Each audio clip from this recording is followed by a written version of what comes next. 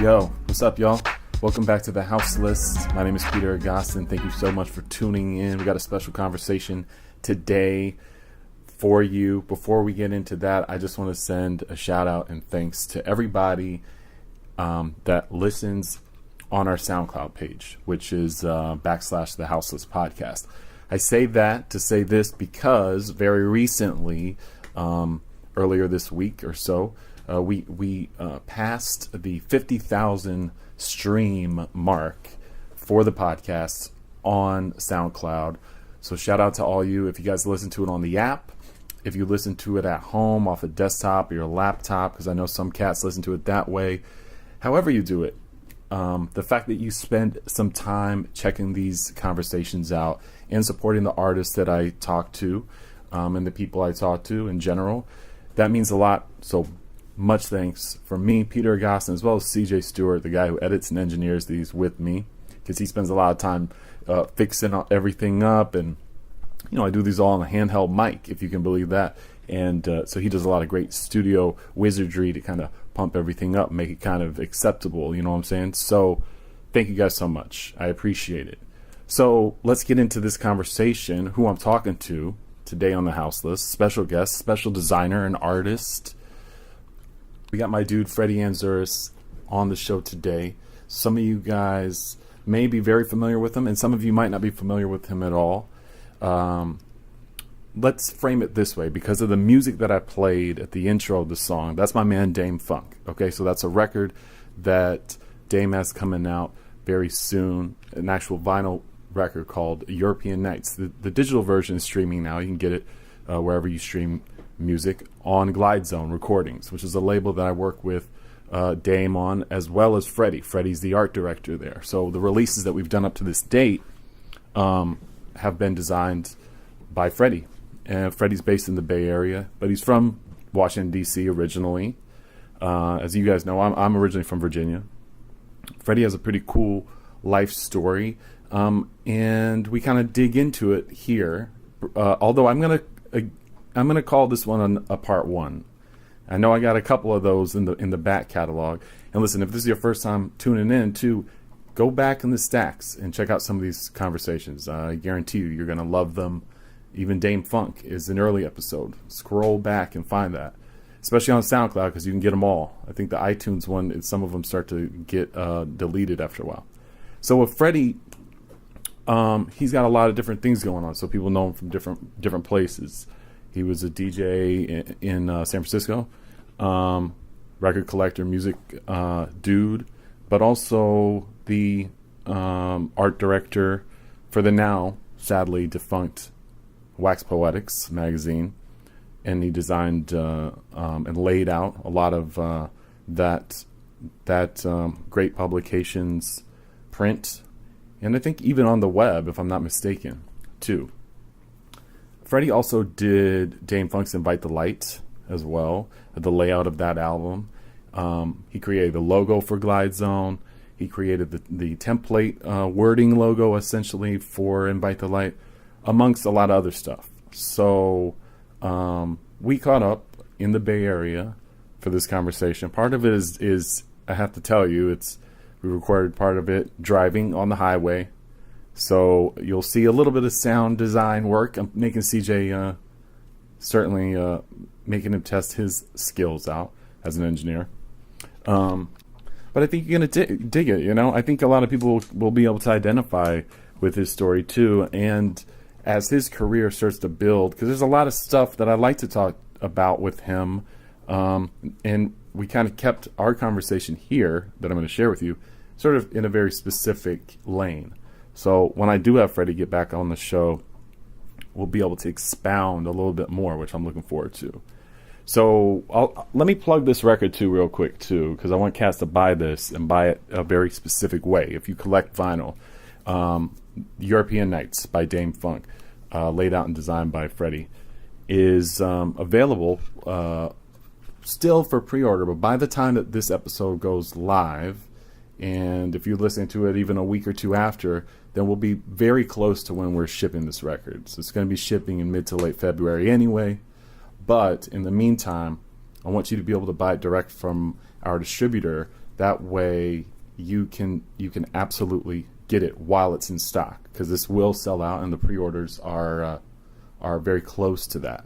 So you can order the vinyl of European Nights by Dame Funk on Glydezone Recordings at Redline Music Distribution. I know I've probably plugged this release in some of my other ones too, so some of you guys might know how to get there, but it's at redlinemusicdistribution.bigcartel.com. So go cop that while supplies last. Dame Funk European Nights on Glydezone Recordings, as well as, hey, get the Night Funk and the Eka.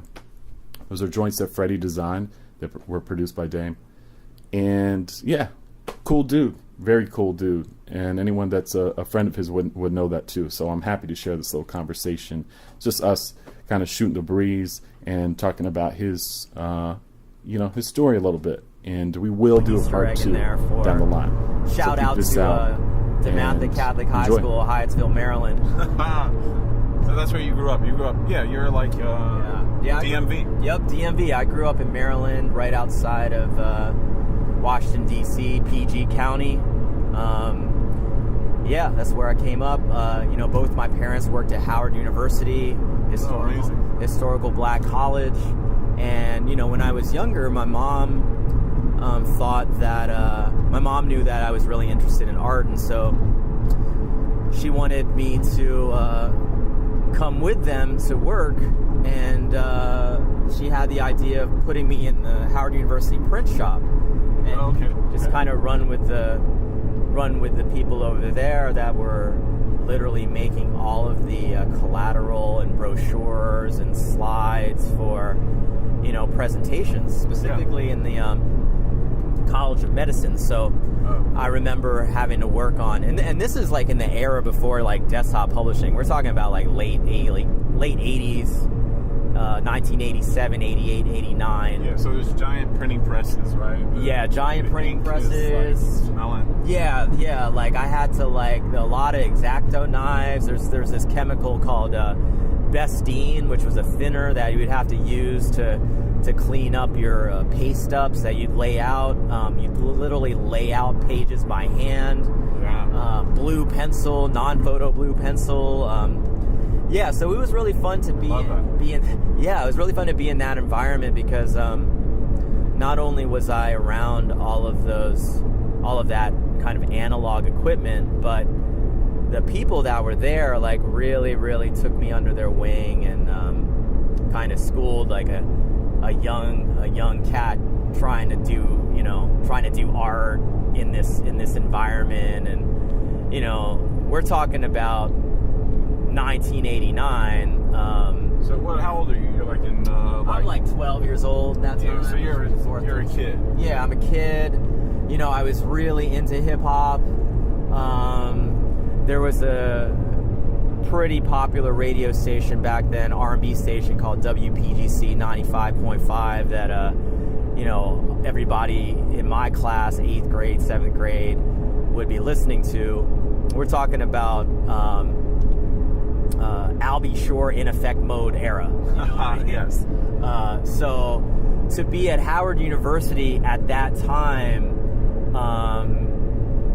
where rap and R&B were equally on the radio. I mean, we're talking about collabos between R&B and rap, like being normal, where you'd have the R&B song, but then with a rap kind of like hook in the middle of it. I think Jody Watley's Friends, featuring Eric B. and Rakim, I believe is the first R&B song with a hip hop included in it. Yeah, I think that's pretty accurate. Yeah, prior to any sort of a track that was specifically considered R&B from an R&B artist, right, with like rap in it. Right, exactly. But then, as the years gone by, that proportion kind of flipped, where you'd have the song would be all rap, and then you'd have the R&B hook. So right, it was a flip. But I think Jody was hip to it back then. I mean, she had come up as a Soul Train dancer. Right. Right. She was like Shalimar. Yeah, Shalimar. Yeah, you know what it is, Shalimar, and then she's also on Invite the Light. yeah, no doubt. Shout out to Dame, who that's how we're connected. Right. So we could, I guess we could talk about that a little later. Sure. But yeah, so let's get back. So Howard University, ill story I want to tell. So Howard University is a 12-year-old, 13-year-old kid. There was a Nobody Beats the Wiz records and tape store on campus. Okay, on the campus of Howard University. On the campus of Howard University. This was like next to the Howard University campus bookshop, where you could get the Ill Champion, or you had a choice between Champion or Russell Athletic. Everybody was going Champion. Sure. Yeah, you know what it is. That was the era, the Champion era. Yeah, the Champion era, which we're seeing a resurgence of that right now. Yeah. And there was an ill kind of Jamaican eatery called Negril. I think that joint's still there. And then you'd have Nobody Beats the Wiz. I guess it was technically the Wiz, or I don't know. I think it was called Nobody Beats the Wiz for real. It's technically Nobody Beats the Wiz records and tape store. And I had been listening to WPGC 95.5, the R&B station in DC. And this track came on by the Beastie Boys, Hey Ladies. Right. Hey Ladies by the Beastie Boys came on in 1989. I think it was the summer, if I wasn't mistaken. It had to have been the summer of 89. And I was like pretty excited that this white rap group was on R&B station, was on the black station, just because I love the fact that they were open to playing that. Right. And especially when their first album, License to Ill, which came out in '86, the main jump off of that was Fight for Your Right to Party, which was like the frat boy shit. Yeah. It was like huge on MTV. Huge. So Def Jam era, 1986. You're talking about Run DMC, LL, Raising Hell tour. I think the Beastie Boys may have opened. You're talking about Public Enemy. There's Russell Simmons and Rick Rubin running things. Right. But 1989, the Beastie Boys come out with their sophomore album, and it's produced by the Dust Brothers, full-on sample affair called Paul's Boutique. And I heard Hey Ladies on the radio, and I was like, oh, yo, let me go peep that full length. So I went to it was on my lunch break.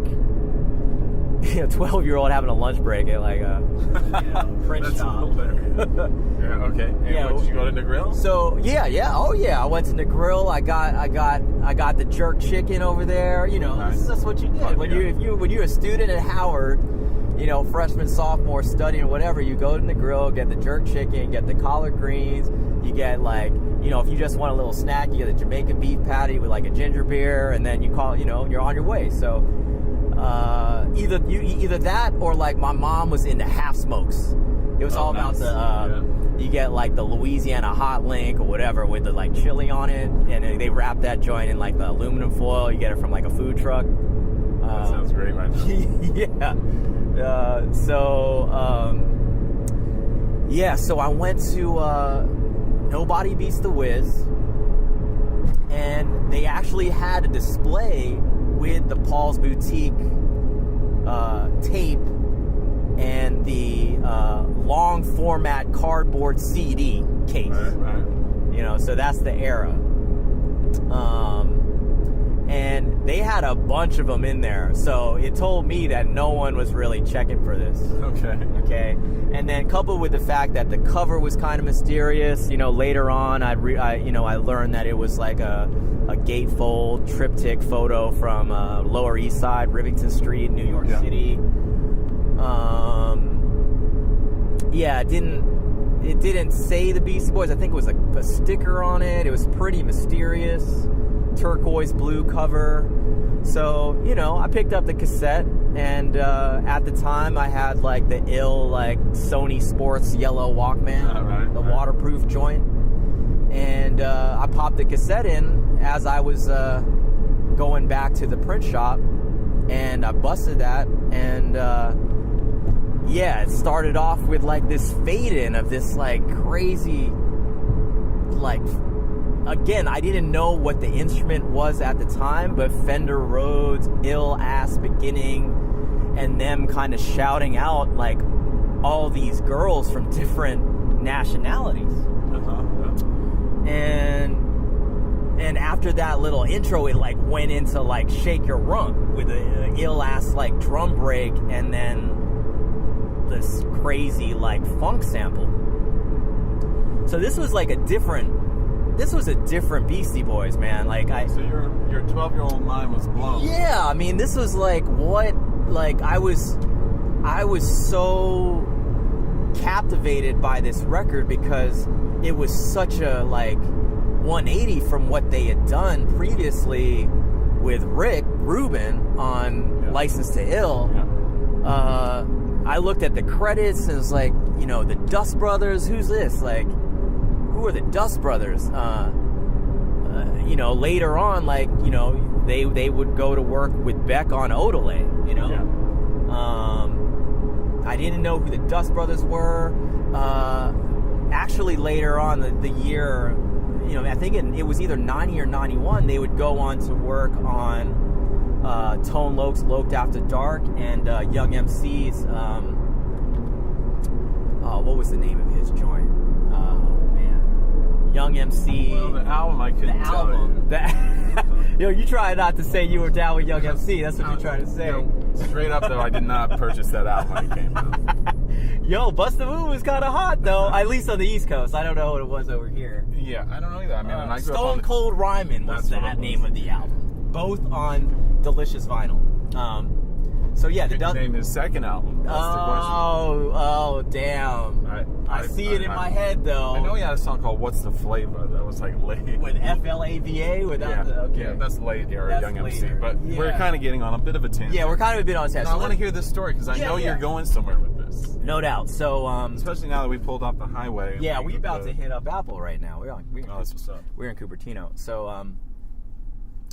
So what, you took it into the print shop? You tried to bump that in the print shop. Yo, so here I am, a little ass kid. I'm 12 years old, thinking I know something about music, okay?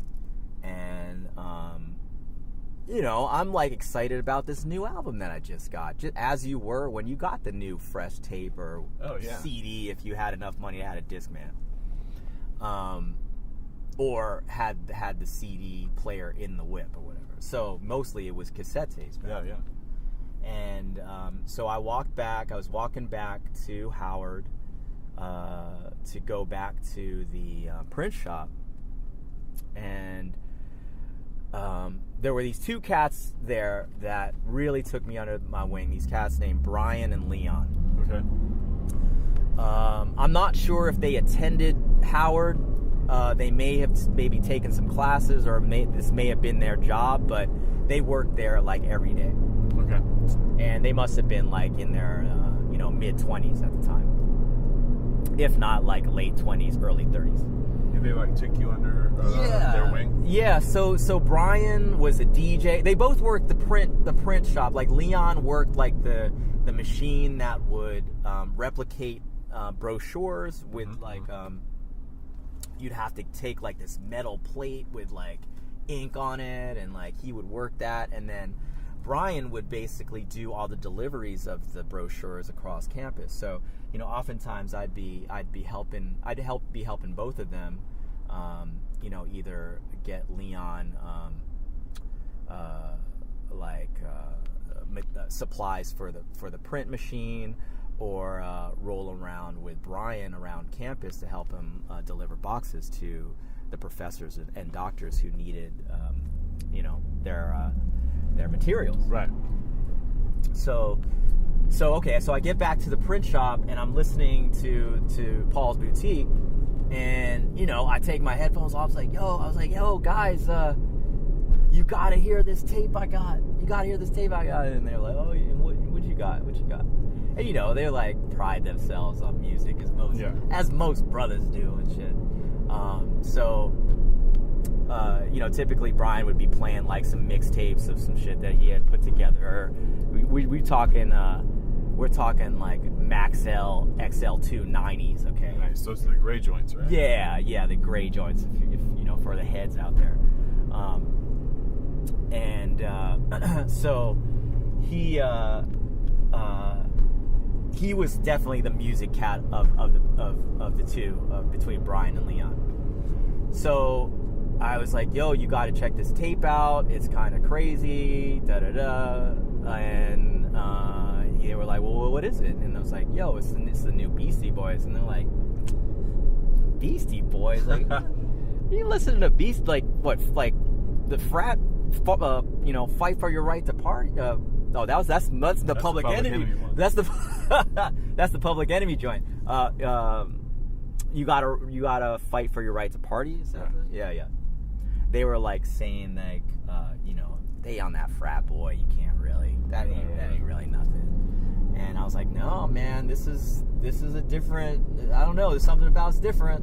And they were like, oh, okay, young blood, let's get your tape. And you know, they humored me. They, you know, which was cool. You know, they didn't shoot me down. They actually gave me a shot and like were open to what I was into. And you know, I really appreciated that because, you know, they took my tape.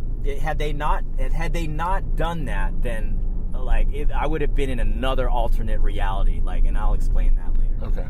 So I gave him the tape. They put the joint in the boombox, and you know the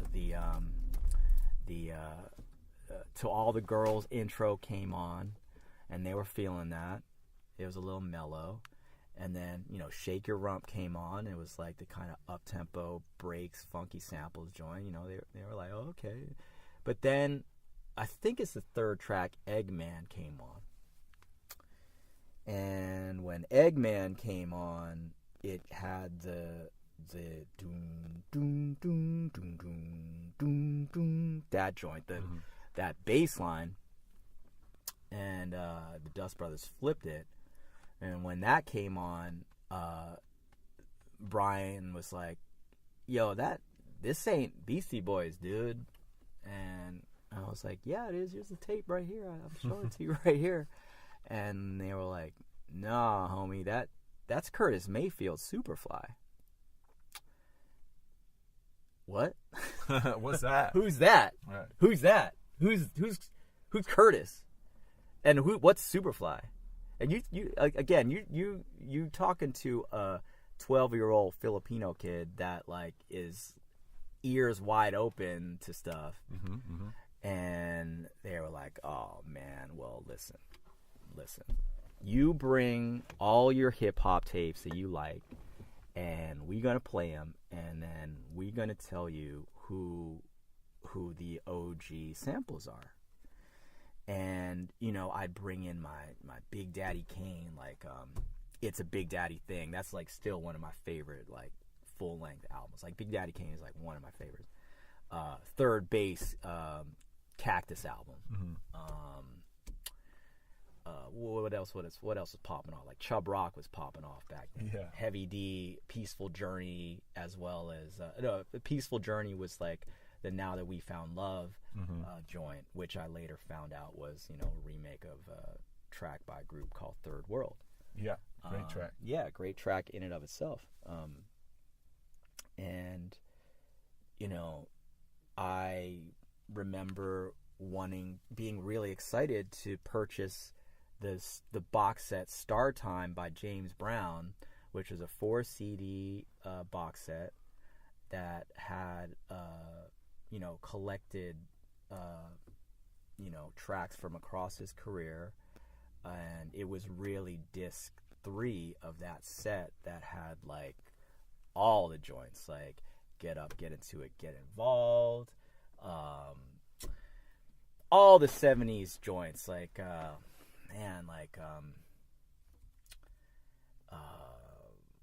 So were those guys like putting you up on this stuff at this point in time? Like, so obviously Yes. the Beastie Boys record kind of like started an ongoing dialogue with you and these sort of mentor types in the print shop. And they were like, all right, kid, like we're gonna educate you a little bit on like funk, soul, No doubt, and where these samples are coming from.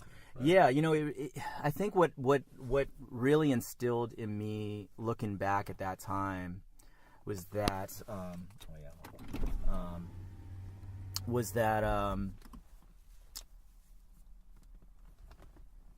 you know, when you listen to something, especially in that time in hip hop, if you were the type of person to want to go deeper when it came to the production of that particular song, Right. you looked at liner notes. You looked at who produced this. Was it Pete Rock? Was it Premier? Was it, you know, who produced it? With Trackmasters? Who was it? You know? Right. Herbie Lovebug, which was Kid and Play was popping off at that time too, and you know, they busted the go-go joints in there. So like that's a DC and rap with Herbie Lovebug producing. Rolling with Kid and Play also produced Salt and Pepper as well. Right. But that Rolling with Kid and Play was a giant That merger was a of go-go and giant hip-hop. merger. That was a giant merger. That was a huge track in like Maryland, DC, DMV area. Well, what are your go-go joints? What's your depth of knowledge there? You know, I wish I had more of a knowledge of that. I think growing up, certainly, I didn't grow up in DC proper. I was more of a suburban Maryland kid. Right. So it's more straight hip-hop. Yeah, it was more straight hip hop. I mean, like the very first hip hop track I ever knew as a kid was in second grade. You're talking about like 1984, 83 era, 85. Just Buggin' by Whistle. That I love that joint. Where did you hear that? Yo, okay, so I was in second grade. There was a black cat named Damon Bolton. He was like the flyest brother in second grade. Okay. He left, like, he only was there that year. Like, he transferred to another school after second grade, and he had this tape. It was a black tape with glitter on it. The fool put glitter on the tape, maybe because on some Michael Jackson shit or whatever. And he played me that shit on a boombox, Just Buggin' by Whistle on that. And when I heard that, and I was like, yo, this shit is so dope. And this was before, and then like shortly after that, I got really into Run DMC, like of course, as you know, right. Like you talking about You Be Illin', you talking about You Talk Too Much, you talking about Walk This Way. You Talk Too Much. Such a great yeah, and then shut up. yeah. I mean, this shit was like mad fun to listen to, and there's something about that stuff that Run DMC of that time that like you could be like 5 years old or 50 years old, and it like engaged the listener like equally. Like, there's not a lot of music I feel like that was at this point in time that's contemporary that like can be relatable to like small children like grown ass adults. That's right. You know, yeah. Be respectable. Like, you know. And then in a genre that's kind of new. Right. You know, on top of that. So not to like digress or get too far on a tangent. Yeah. So okay, let's go back to Howard. So I'd bring in my hip hop tapes, and they would school me on the OG samples of all those joints that I liked. And so that kind of gave me a different lens on whenever I saw or listened to something. It really was like, okay, is what I'm looking at or what I'm listening to actually a derivative of something else? Is there a source for what I'm looking at or what I'm listening to, or is what I'm listening to or looking at like super original? And you know, I think that that sensibility of realizing that things that are created can be inspired by something that came before, whether it was a sample or whether it was a lock sound on a high school lock. I mean, that's kind of like, in a way, that's just hip hop to me. That's just a hip hop approach to life, where you're taking something that you know, in hip hop, it's whether you take something from the past and recontextualize it in a track, modern day track, or something in the physical world and translate it in the digital world. I mean, it's a similar. I think it's a similar approach. Well, you definitely applied that to your more music oriented design work too, would you say? No doubt. Yeah. So getting so for what it's worth, I do want to. It is important to talk about this. Because you know, for the average listener, they wouldn't know. It's not necessarily like, you know, public knowledge of your work and accomplishments at Apple, but at the same time, you know, certain heads and you know, maybe your contemporaries in the music industry are familiar with your work, with your music-oriented work. Primarily at Wax Poetics. Yeah. Right? So that's a great. You just did the Scottie Pippen to Jordan right now. It's my job, man. So, not to say I'm Jordan or anything, but well, you're the Jordan of this conversation. That's why you do these. See, I see you. You know, fast forward 10 some odd years from that experience at Howard. I think maybe more than that. So we're talking about 1989 to not 99. Yeah, maybe about 12, 15 years after that experience at Howard. I'm in Dumbo, Brooklyn. Okay. And we're in this building right by the water there. Forget what floor it was. And you know, I'm walking around this building with a cat named Andre Torres, who was the editor in chief of you know, prestigious independent magazine called Wax Poetics. There's a whole another story as to how I even discovered the magazine. I discovered the magazine at a shop called Groove Merchant in San Francisco, which has its own history. Sure, we can get into that later. My man Chris over there, and we still get up. I'm walking in this building on Dumbo with Andre, and he's telling me that he's looking for a creative director. He's looking for somebody that can essentially run design at the magazine. Okay. And I'm like, you know, I'd never designed a magazine before, but I wanted to be down. So I told him, I was like, yo, put me on, man. And I had been doing, they had hit me up to do a bunch of advertisements for Wax Poetics, as well as flyers and stuff, as like kind of an outside help kind of situation. As a side hustle, you were doing flyers and design in San Francisco. Yeah, in San Francisco. Yeah, like some of the first flyers I ever did was for a party called Future Primitive Sound Session with Mark Herlihy. Right. So, which is now like kind of has a resurgence in a way. Which has literally Cut Chemist and Shortcut did a Future Primitive Sound Session pretty recently. Yep.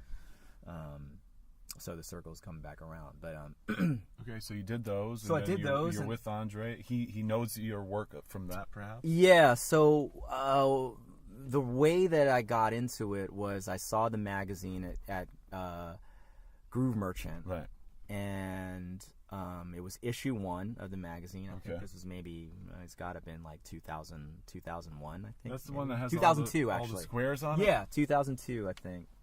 And Chris Veltri, Cool Chris, the owner of the shop, right, was he told me And I had been doing a bunch of design work with Chris. He had like a pretty small independent label called Disjoint that, you know, he had the faith to give me a shot to do record cover designs. And I mean, Chris is like, I mean, if you know who Chris is and you know what he's about and how much he's contributed to San Francisco Bay Area, just record culture. Oh yeah, it's an immense influence. Yeah, and then he's just a chill ass cat on top of that. Right. He gave me a shot to help him visualize some of his ideas, and we're still working together. Dope. And you guys just did that book too. Yeah, we just did a book called Record People. Chris has like an amazing fascination with ephemera and vintage whatever, and so you know, I think he's just trying to find ways outside of the record store to you know, showcase that. Right.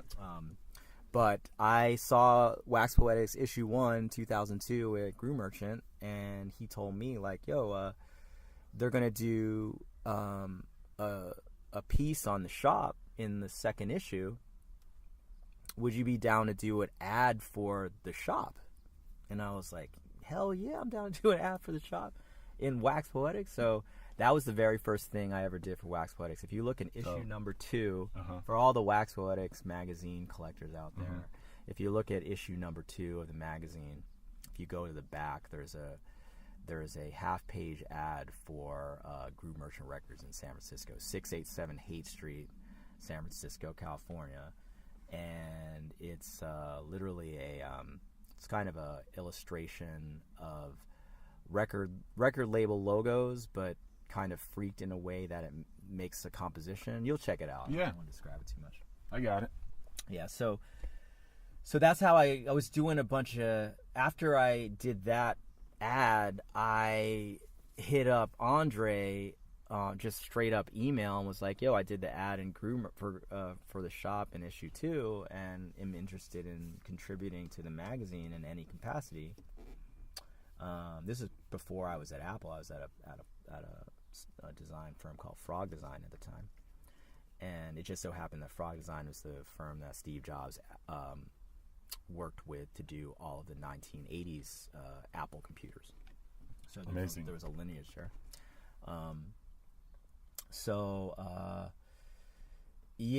That's where I was doing all the Future Primitive flyers and all the Groove Merchant related stuff, and all of the early Wax Poetics related flyer stuff. I remember one of the first flyers I ever did, funnily enough, is for a Joe Baton event in Dumbo. I think it was a place called Rebar. If I remember correctly. I think so. Yeah. I did a flyer for Wax Poetics Records' first release. What was that? Oh man, it was this obscure military band that did like a funk record, East of Underground. Dope. It's called Wax Poetics Records 001, and they had a release party for that. Did a flyer for, you know, a couple house ads in the magazine for Wax Poetics books. There was like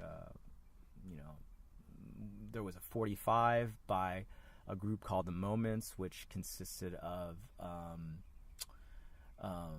Mizell Brothers were a part of that.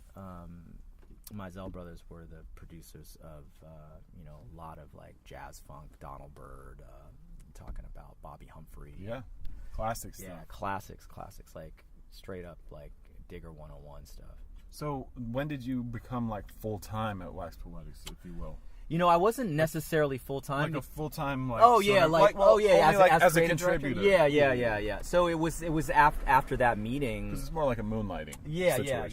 It was kind of a side hustle. Yes. It was actually something that I wanted to do just to offset some of the more corporate design work I was doing. Well, yeah, it's like a creative outlet. Yeah, totally, extracurricular. And what is it? So. Okay, so let's go back to Dumbo. So I'm in Dumbo with Andre. He's asking me if I knew anybody that could design a magazine. They're looking for a creative director. And I just was like, yo, let me jump at the chance at this. And he was like, well, don't you work at Apple, man. When are you going to even find the time to do this? And I'm like, dog, I'm going to do this. I got to do this. Like, I got to be a part of this somehow. I'm gonna like, you know, when you grow up on the East Coast, especially the high school I went to. The high school I went to had a pretty crazy music program, and the first class of the day for about four years in high school was music, was band.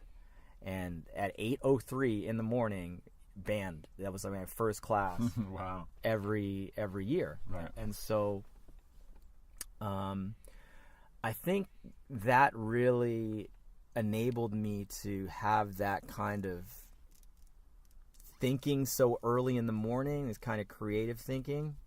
And when you're talking about 8 o'clock on the East Coast, that is 5 o'clock on the West Coast. And so, you know, when I took on this Wax Poetics thing, I had to be at work like 9-10 over here at Cupertino.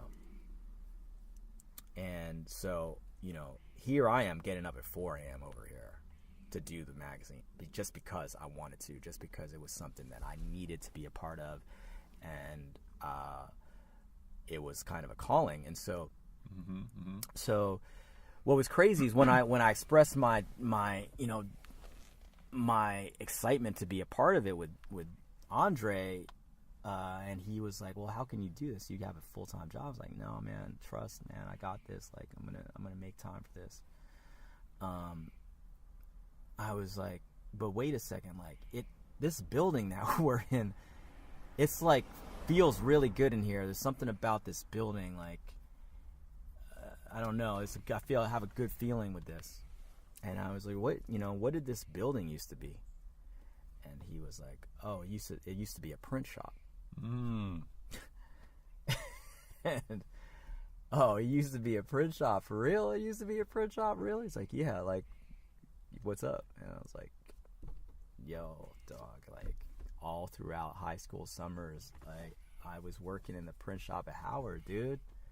And that's where I got hip to samples. So you telling me that this spot where Wax Poetics is in this building in Dumbo, you're talking about a magazine, a periodical that celebrates samples in hip-hop and records and vinyl culture, is in a building that used to be a print shop? When you talking to a 12, you know, when I was 12, I was at Howard University print shop, working on brochures for, you know, black professors and doctors while being schooled on where my, you know, Big Daddy Kane samples came from. It was just a like mind blown moment at that point, you know. And I knew at that point that, like, I was going to be down with this. And to this day, like, Andre and I, like, he's like my brother. Like, we're like, I was literally talking to him last night about like what he's been doing now. And yo, that dude right now is like the VP of Urban Catalog at Universal Music Group. Yeah, so dope.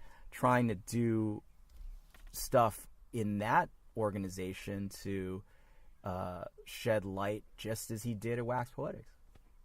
So how many issues do you think you did? Full-on layout. Full-on layout? Man. From issue... I mean, I started... Issue 27 was... I did that whole issue. That was like the first Who's issue. the cover on that? That's Grandmaster Flash is on the front, and then Eddie Harris is on the back. It's black and white. I kind of tightened up the logo a little bit on the top. We didn't have any cover lines. I wanted that shit to be mysterious. And it was just, like I said, Wax Poetics, black and white photo, number 27 on it. And yeah, so I took it upon myself to like relay out the entire situation so that we could continue to move in this kind of more modern direction for the magazine. Not to say that, you know, the previous ones were great. There was a lot of great work done on there. Yeah, for sure. Yeah, but you know, it's a different era. Yeah, there were certainly things that you know, that were more I was more naturally predisposed to doing, and so I just like took it upon myself to freak that when I was there. You did the Dame Funk cover? I did do that one. I did. Who took that photo? B+. Ah, that's what's up, man. Yeah. So God. Yeah. So, oh man, that's another, man, like to have Dame and to get B to do the photos. And I was at that shoot in LA nice. at his crib. But I had to art direct the shoot. So I was talking to Dame, like, how do we want to portray you and stuff. And I was telling him, I'm all about like trying to be really intimate with the artists and stuff. And he was like, he suggested, yo, let's just do it at my crib and like, with my ride. Like, yeah, how much more close can you get to Dame? Like, if it was not there, if not in the studio, right. You know what I mean? Right. Yes. All right. That's our part 1 with my man Freddy. Make sure that you cop that Dame Funk European Nights vinyl while it is shipping very soon. So get that pre-order while supplies last. If this was your first time peeping out the houses, thank you so much. Please subscribe. Do it on SoundCloud. Do it on Apple Podcasts, Stitcher, Google Play. Hopefully it's going to be on Spotify soon, and we're trying to figure out a way to do that. But, it's out in so many other places that just find it and tell a friend to tell a friend, you know what I'm saying? By you guys checking it out and writing supportive emails and hit me up. And you can drop a comment even in SoundCloud and I'll see it. Or write me on the SoundCloud page. Tell me what you like about the show. Tell me what you don't like about the show. If you want me to talk to anyone specific, maybe I already know them, or maybe I might already have something in the stash. You never know. I know a lot of people, and I like to talk to a lot of different kinds of people for this show, too. So I'm into any of that feedback, whatever you guys want. Just hit it, suggest it to me. I'm open-minded to all types of stuff when it comes to the show. And so, yeah, thank you guys again for tuning in. Shouts to Freddy. Peace to Dame Funk. Every episode's edited and engineered by CJ Stewart. I'm going to play another little snippet of European Nights. Stream it now and cop that vinyl while you still can. All right, y'all. Peace. Enjoy your week, and I will be back with another episode before you know it. Peace.